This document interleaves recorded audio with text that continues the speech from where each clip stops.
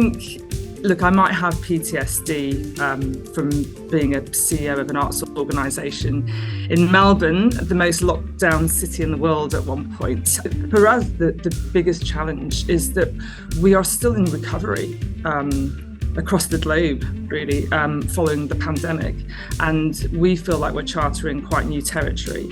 We haven't really got anything to draw upon. I think countries are heading into a recession, and on one hand we can think, goodness, during the global financial crisis people turn to theatre, they turn to entertainment as a source of escapism, and goodness, I might not be able to afford that big holiday, but I'm going to go and see that show, whatever type of genre show that is. And I think the challenge for us is that we know from our data so far that some audiences haven't returned, audiences have lost the habit of going to the theatre.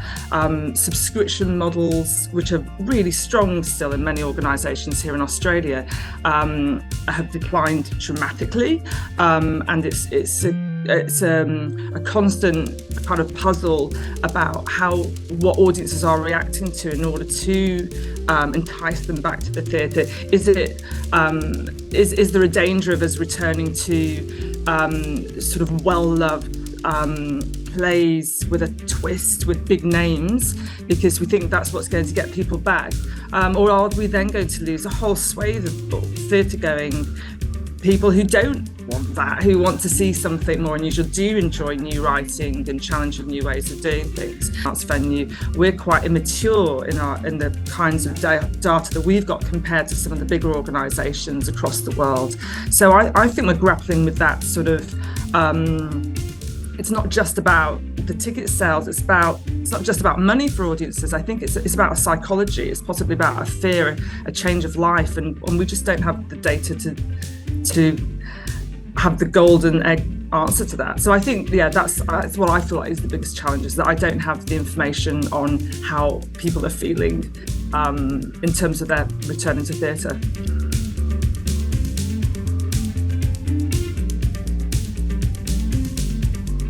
Most performing arts organisations work really hard to share the data between their departments. So it's not just the ticketing team and the marketing team and the producing team who know how many tickets have been sold on the day. Obviously the front of house team know that, but then what's that impact for the food and beverage team, which we all know hospitality has been so impacted. But I think I can still see, even years into people having this data, the amount of times I go to a performing arts organisation and the bar isn't open, and the restaurant isn't open and the cafe isn't open, you think, goodness, there's all these, yes, it costs to run them, but you've got the data to tell you that it's a sold out show, and what the kind of, you can even find out what's the personality of the audience. At the risk of sounding really blunt, are they a wine-going audience, or is it a family audience and they're going to be eating more ice creams? I don't know. Genuine sharing of information between teams to help those team leaders make the best decisions, which will then generate more revenue for the organisation, but also a much, much better audience experience. Like, what kind of pricing tactics can we use to benefit certain audiences who need that? Like, we know a lot of information now from our data, so let's really find a way to understand that and to exploit it.